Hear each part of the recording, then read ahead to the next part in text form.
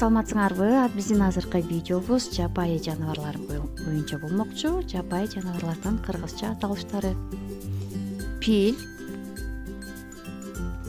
карышкыр, түлкү, маймыл,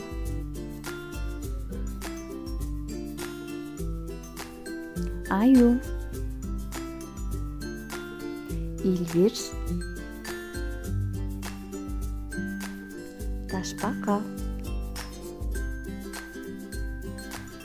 бугу, төө,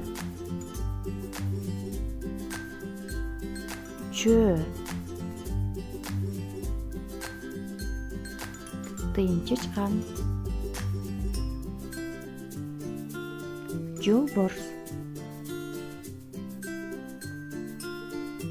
Мына балдар биз жапайы жаныбарлар менен таанышып алдык.